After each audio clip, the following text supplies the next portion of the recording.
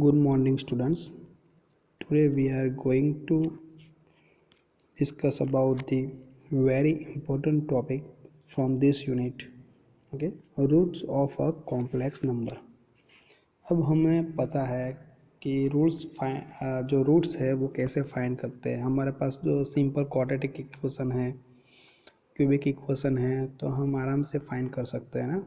Actually most of the time हम quadratic equation जो है उसका रूट हमने ऑलरेडी बहुत टाइम स्कूल में भी पढ़ा है, उसके बारे में कैसे रूट निकालते हैं. सो बहुत सारी मेथड है उसकी रूट निकालने की. सो आज हम यहाँ पे देखेंगे कि कॉम्प्लेक्स नंबर जो है उनका जो रूट्स है वो कैसे फाइंड करते हैं. वो भी क्या है, nth रूट. ओके, कि n नंबर ऑफ जो डिफरेंट रूट्स है वो हमें फाइंड करना है. उसकी एक फार्मूला है, बस वही फार्मूला से हमें आराम से रूट्स मिल जाएंगे. लेकिन वो फार्मूला आई कहाँ से है वो हम पहले देखेंगे, उसको प्रूव करेंगे. राइट. सो ये जो रूट की जो थियरी है वो एक्चुअली क्या है, कोई भी एक कॉम्प्लेक्स नंबर है, मान लो ये प्लेन है, आर्गन प्लेन. उसमें हम लोकेट करते हैं एक हमारा कॉम्प्लेक्स नंबर, मान लो कि यहाँ पे है, तो ये उसके मॉड्यूलस हो गए रेडियस. तो जो रूट है वो एक चक्कर हमने लगाया तो यहाँ पे है, फिर से लगाया तो यहाँ पे है. ओके, सो ऐसे हम मतलब चक्कर लगाते जाएंगे तो हमें रूट्स की वैल्यू जो है वो complex number, particular single complex number के लिए अलग अलग मिलते जाएंगे. उसका जो है मॉड्यूलस वो कैसा रहेगा, सेम ही रहेगा. और ये जो फर्स्ट क्वाड्रेंट में है तो वो जो नंबर है हमारा वो फर्स्ट क्वाड्रेंट में ही रहेगा, वो चेंज नहीं होगा. ओके, लेकिन पोलर फॉर्म में हम लिखते हैं तो जो पीरियोडिक क्वांटिटी होती है, ओके, सो उसी हिसाब से उनका जो एंगल है वो चेंज होता जाएगा. बस वही है, अलग अलग वैल्यू मिलेगी रूट की, वही हमें फाइंड करनी है. गेट. बहुत इजी है. और ये जो है फॉर्मूला हमें अभी फाइंड करने वाले हैं पहले तो, कि कौन सा इक्वेशन आता है n number of roots find करने के लिए कॉम्प्लेक्स नंबर का. तो वो इक्वेशन ढूंढने के लिए हम किसका सहारा लेंगे. सिंपल, हमने अब जो पढ़ा था एक थियोरम, वो कौन सी थी, De Moivre's theorem. Right. So यहाँ पे लिखा भी है, here De Moivre's theorem can be use to find all n roots of a complex number. Okay, so एक सिंपल सा हम नंबर लेते हैं अभी कि cos theta plus i sine theta. सो हमने पिछले वीडियो में ऑलरेडी जो कॉम्प्लेक्स नंबर का जो लॉगरिथम कैसे फाइंड आउट करना है वो भी हमने देखा था. ओके, उसमें भी हमने ये यूज़ किया था. तो ये जो सिंपल जो टर्म है cos theta plus i sine theta, तो उनको मैं इस तरह से लिख सकता हूँ कि cos थीटा की जगह पे क्या लिखा है, 2k pi plus theta plus i sine, यहाँ पे थीटा की जगह पे क्या लिखा है मैंने, 2k pi plus theta, where k belongs to z, that means any integer number. सो ये मैं क्यों लिखता हूँ, ये थीटा की जगह पे ये 2k पाई प्लस थीटा हम क्यों लिख सकते हैं, ये क्यों, क्योंकि ये जो हमारा जो क्वांटिटी है ना, ये कॉस एंड साइन, वो क्या है एक्चुअली, पीरियोडिक क्वांटिटी है. पीरियोडिक मीन्स कि 0 to 2 पाई हम करते हैं ना, उनके बाद ये जो साइकिल है वो एक्चुअली रिपीट होती रहती है. गेटिंग, समझ में आया. सो एक पीरियोडिक फंक्शन है तो हम ये लिख सकते हैं 2k पाई प्लस थीटा, उसकी वजह से. गेटिंग. अब हम क्या करते हैं, दोनों साइड पे ये जो इक्वेशन हमने लिखा है ये वाला, तो दोनों साइड पे हम n रूट ले लेते हैं. देखो यहाँ पे लिखा है, तो n रूट मतलब स्क्वायर रूट होता है, हम क्या लिखते हैं 1/2 लिखते हैं. तो n रूट मतलब हम क्या लिखेंगे 1/n, दोनों साइड पे. देखो ये ब्रैकेट किया है, यहाँ पे 1/n आएगा और यहाँ पे 1/n. तो ये मैंने लिखा है यहाँ पे नेक्स्ट स्टेप में. गेटिंग, दोनों साइड पे हमने nth रूट ले लिया. अभी यहाँ पे हम यूज़ करेंगे डी मोइवर्स थियोरम. देखो यहाँ पे लिखा भी है कि बाय डी मोइवर्स थियोरम. सो वो ऑलरेडी हमने प्रीवियस वीडियो में देखा ही है. सो वो क्या है एक्चुअली हम देख लेते हैं स्टेटमेंट कि डी मोविस थ्योरम क्या है कि कोई भी चीज़ ऐसी आए मतलब cos theta plus i sine theta raise to n, ये रेशनल नंबर है तो उनको हम इस तरह से लिख सकते हैं, मतलब cos N theta plus i sign N theta. अभी मान लो कि यहाँ पे n की जगह पर क्या है 1/n है, तो हम क्या लिखेंगे cos 1/n theta plus i sign 1/n theta. सो उसको इस तरह से लिखना है तब भी आप लिख सकते हो कॉस ये 1/n इंटू थीटा है, so theta by n plus i sine theta by n. So we can easily write the equation in this form by using the De Moivre's theorem. Okay, so at least आपको समझ में आ गया, revise हो गया कि De Moivre's theorem क्या है वो। so यहाँ पे हम क्या करेंगे De Moivre's theorem को यूज़ करेंगे। तो सिंपल सी बात है, ये इक्वेशन लिखा है, उसके बाद हमने क्या किया दोनों साइड पे nth रूट ले लिए, गेटिंग। तो अब चलो डी मोइव्रे's थ्योरम यूज़ करना है, तो यहाँ पे ये जो है राइट साइड वो कैसे लिखेंगे, देखो ये 1/n जो है according to the De Moivre's theorem, ये 1/n जो है वो क्या होगा यहाँ पे मल्टीप्लाई हो जाएगा cos 1/n into 2k pi plus theta, और यहाँ पे भी आ जाएगा। तो मैंने थोड़ा रीअरेंज करके लिखा है, ये जो 2k पाई प्लस थीटा वाली है उसके डिनोमीटर में n को डाल दिया है ना, तो ये कॉस ऑफ क्या हो जाएगा, ये ऐसा आ जाएगा, ये डिनोमीटर में n है तो यहाँ पे लिख दिया 1/n। So cos of 2k pi plus theta by n plus i sine 2k pi plus theta by n. So ये हमारा इक्वेशन आ गया फाइनल अभी। ओके, कैसे आया, nth रूट लिया, उसके बाद हमने क्या यूज़ किया डी मोइव्रे's थ्योरम, रेडी। अब यहाँ पे जो है k जो है वो क्या है, तो यहाँ पे हमने लिखा था most integer. So k equal to क्या है, देखो 0 1 2 3 dot dot dot up to क्या कहाँ तक जाना है हमें, k की वैल्यू कहाँ तक हम रख सकते हैं n-1, हमें n आगे नहीं जाना है, n+1 n+2 नहीं जाना है। क्यों, क्योंकि ये जो सारे जो रूट्स ऑलरेडी हम फाइंड करेंगे 0 1 2 3 के लिए k की वैल्यू, राइट। तो हम k की वैल्यू बाद में हम रखेंगे n-1 के बाद n+1, तो वही सारे रूट फिर से क्या हो जाएंगे रिपीट होंगे। तो हमें जो यहाँ पे k लेना है वो कहाँ से स्टार्ट होता है 0 1 2 अप टू कहाँ तक जाना है n-1 तक। अभी मान लो कि हमें ऐसा बोला जाए कि भाई fifth root use find out करो, फिफ्थ मतलब 1/5 होगा, तो हम यहाँ पे क्या लिखेंगे n equal to 5। Okay, so k की वैल्यू क्या लेंगे हम 0 1 2 3 एंड 4। सो इक्वेशन आएगा रूट का, उसमें k इक्वल टू पहले 0 रखो, फाइंड आउट करो, 1 रखो, 2 रखो, तो 5 रूट जो है हमें मिल जाएंगे डिफरेंट डिफरेंट। ओके,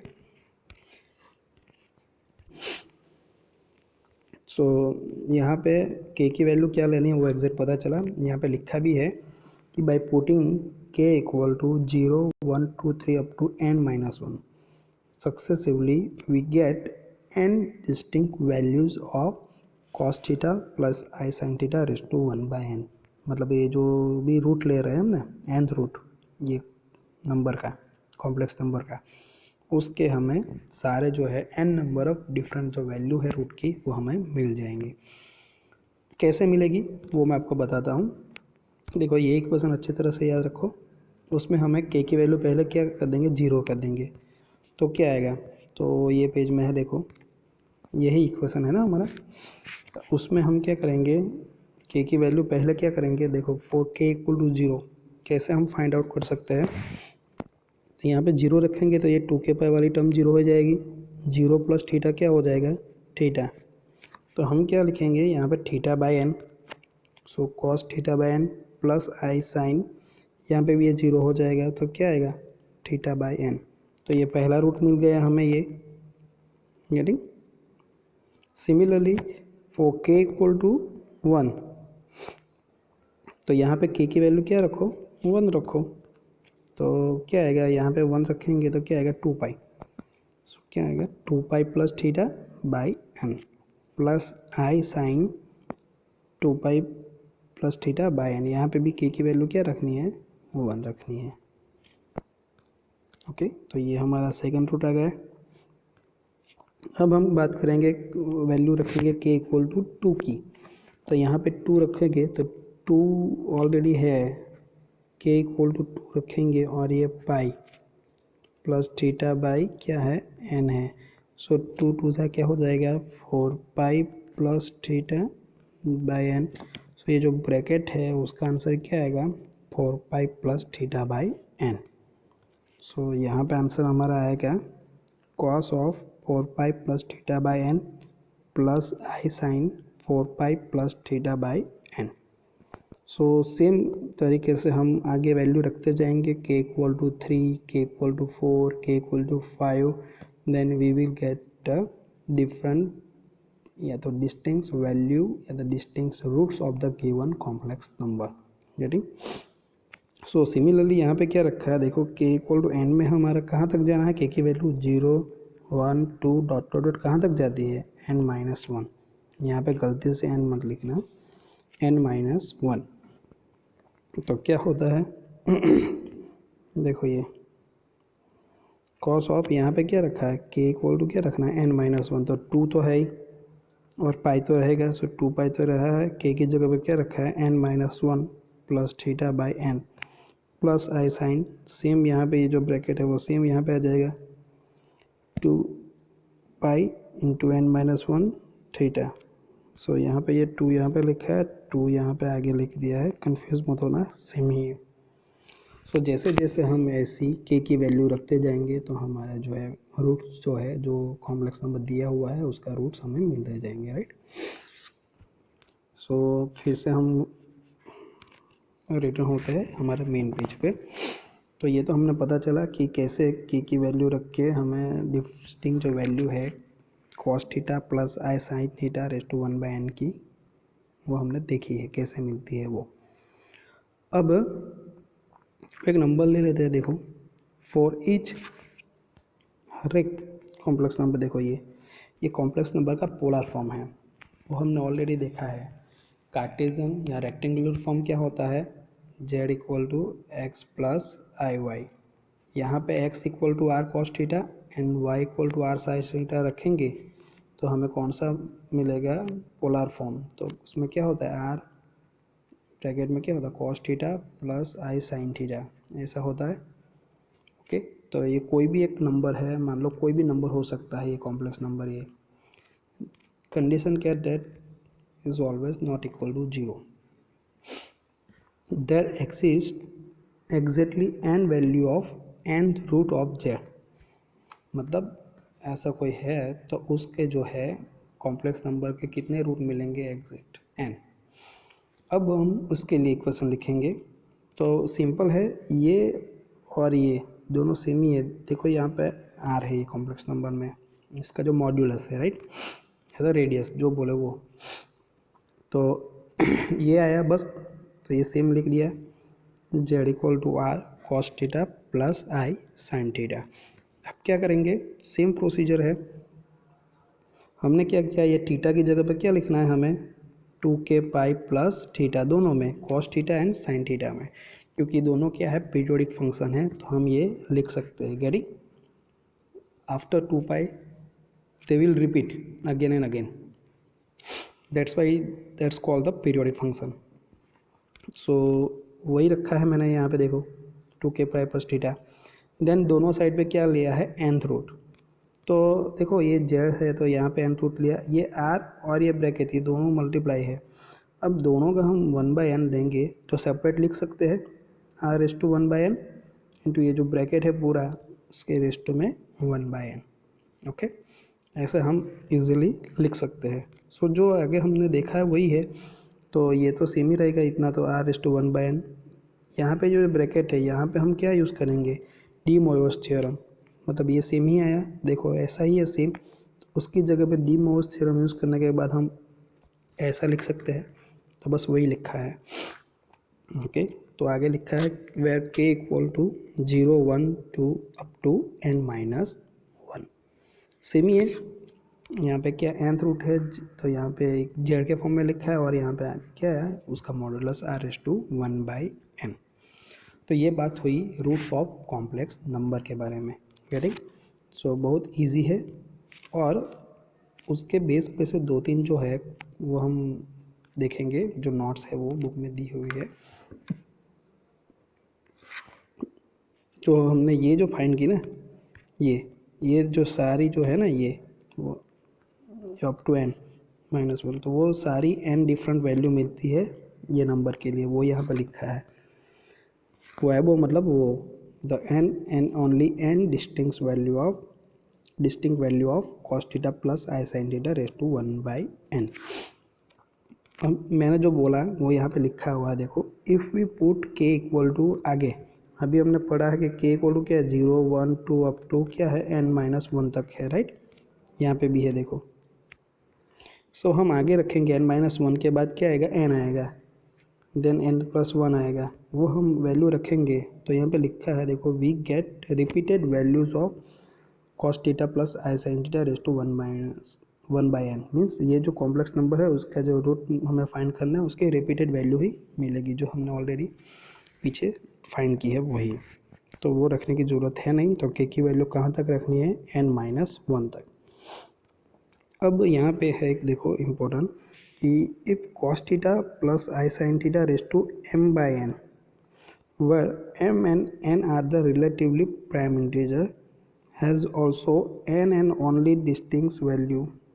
ओके, ये जो कंडीशन है ना m/n वाली, कोई बुक में लिखा होगा p/q भी लिखा होगा, जो भी लिखा है, लेकिन ऐसी आए तब भी उसके जो n नंबर ऑफ है, यहाँ पे डिनोमिनेटर में क्या है, n। So n number of distinct value जो है रूट्स की वो मिलेगी। कैसे मिलेगी, by simply putting the value of k equal to 0 1 2 up to n-1। So ये इक्वेशन आएगा डी मोस्ट थ्योरम के बाद। 2k प्लस थीटा रखेंगे, और यहाँ पे क्या है, पावर में m/n है, तो यहाँ पे मल्टीप्लाई क्या हो जाएगा, m/n। गेटिंग? सो बहुत इजी है। और एक बात आपको थोड़ा रिमाइंड करवाना चाहता हूँ कि हमने स्कूल में पढ़ा है ये क्वाड्रेटिक इक्वेशन। ओके, हम वहाँ पे क्या लिखते थे, ax² mostly bx plus c equal to 0। Okay, x के फॉर्म में। ये क्या है, कॉम्प्लेक्स नंबर है तो जेड के फॉर्म में है, सिंपल सी बात है। So if the quadratic equation is become in this form, az² plus bz plus c equal to 0, where a b c belongs to c। Okay, condition है, complex number है sir. And a not equal to 0, a 0 नहीं होना चाहिए, has a solution in c। Complex number में आपका solution मिलेगा। और ये ए बी सी जो है वो एक्चुअली हमारा यहाँ पे क्या आएगा, कांस्टेंट ही वैल्यू आ जाएगी। सो उसकी जो है कैसे हम फाइंड कर सकते हैं उसके रूट, तो देखो ये इक्वेशन से कर सकते हैं, z equal to -b plus और minus square root b² minus 4ac divide by 2a। So कोई भी हम लिख सकते हैं ना, कोई भी एक क्वाड्रेटिक इक्वेशन है, तो z² का जो कोफिशिएंट रहेगा वो हमारा a आएगा, देन z का कोफिशिएंट b, जो है कांस्टेंट वैल्यू होगी वो c। तो ए बी सी फाइंड करके ये इक्वेशन में हम रखेंगे तब भी हमें मिल जाएगा, लेकिन ये फॉर्म में हमारा इक्वेशन होना चाहिए। गेटिंग? सो ये जो टॉपिक है वो IMP टॉपिक है, रूट्स ऑफ कॉम्प्लेक्स नंबर। उसके बेस पे एग्जाम्पल आने के चांसेस ज़्यादा है, तो हमें अच्छी तरह से उसको करना है। अब नेक्स्ट वीडियो में हम यही टॉपिक के बेस पे हम एग्जाम्पल देखेंगे। ओके।